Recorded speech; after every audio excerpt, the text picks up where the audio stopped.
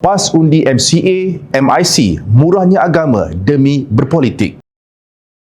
Pendirian Parti Islam Malaysia PAS yang mengarahkan ahli dan penyokongnya mengundi calon bukan Melayu dari MCA dan MIC pada pilihan raya negeri PRN Johor mengundang sindiran tajam daripada pemerhati politik Fatty Aris Omar.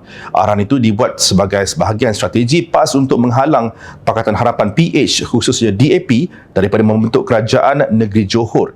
Di malam Presiden PAS, Datuk Seri Tuan Ibrahim Tuan Man dilaporkan berkata, arahan tersebut turut terpakai kepada calon bukan Melayu dari komponen Barisan Nasional BN di kawasan yang tidak ditandingi Perikatan Nasional PN. Mengulas sinis pendirian itu, Fatty menyifatkan PAS seolah-olah kini menjadi sebuah parti yang sangat terbuka, pelbagai kaum dan penuh toleransi apabila sanggup mengarahkan penyokongnya mengundi calon MCA dan MIC demi kepentingan politik semasa.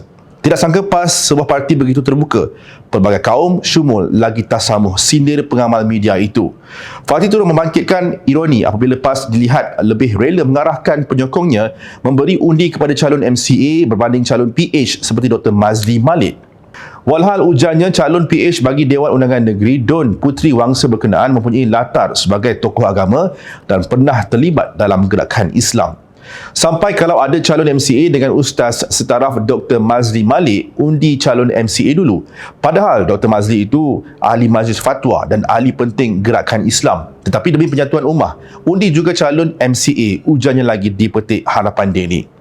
Menurut Fatty, pendirian PAS itu memperlihatkan percanggahan besar antara retorik agama yang sering dijual kepada penyokong akar umbi dengan tindakan politik parti berkenaan apabila berdepan kepentingan pilihan raya. Beliau turut menyindir bahawa di kawasan kampung dan kuliah markas, penyokong sering disajikan dengan retorik keras berkaitan hukum bersekutu atau berwalikan orang bukan Islam. Namun dalam realiti politik ini, pendirian itu boleh berubah apabila ia hanya menguntungkan PAS. Di ceruk kampung dan kuliah di markas, jualah retorika haram kita berwalikan orang kafir. Ya Allah, murahnya agama demi berpolitik, tempelak Fatty lagi. Justru secara ringkasnya, PAS dan Parti Pribumi Bersatu Malaysia bersatu bersama dalam PN, tetapi PAS suruh ahlinya pangkah MCA, bukan bersatu. Malahan PAS kata nak Melayu bersatu tapi PAS suruh pangkah Cina MCA, bukan Melayu PH, Dr. Mazli Malik. Namun dalam masa sama, PAS suruh pangkah BN, tapi PAS juga bertanding 11 kerusi di Don Johor. Jadi kenapa PAS tidak bertanding terus di Johor?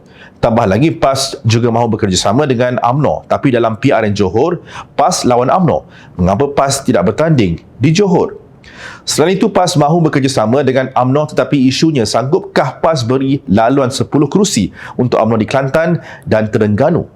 Dalam pada itu, PAS juga kata mereka benci DAP, tapi mereka tak lawan DAP satu kerusi pun di PRN Johor. Presiden PAS Tan Sri Abdul Hadi Awang kata mahu Johor dipimpin orang Melayu, tetapi MB Johor, Datuk On Hafiz itu jelas memang Melayu dan bukannya Rohingya. Di samping itu, UMNO juga ada 40 kerusi selesa sebelum ini, tetapi kenapa Hadi Awang masih kata nak dipimpin orang Melayu? PAS terus berkata mereka lawan DAP sebab DAP tolak undang-undang Islam, tetapi PAS pula menyuruh ahlinya pangkah MCA yang menolak pelaksanaan hukum hudud Islam. Malahan PAS juga mendakwa mereka lawan parti yang tolak hukum Islam, tetapi MCA tidak pernah berubah untuk tolak hukum Islam sejak dari dulu lagi hingga sekarang. Makanya siapa sebenarnya yang berubah dan diubah? Adakah MCA berubah atau MCA kini akhirnya sudah berjaya mengubah prinsip PAS? Semakin hari semakin berbelit dan bercelaru parti yang mendakwa mereka sebagai pejuang agama Islam dan bangsa Melayu. Semalam kata lain, hari ini buat lain, esok kata lain, lusa buat lain. Bagaikan lidah biawak yang bermuka-muka. Nah, inilah yang dikatakan sebagai penunggang agama bangsa yang tidak ada sekelumit perasaan malu walau sedikit pun. Asalkan kuasa masih di tangan mereka, tidak kira apa pun yang sudah, sedang dan akan terjadi kelak, sungguh memalukan. Ingat, rakyat sentiasa memerhati.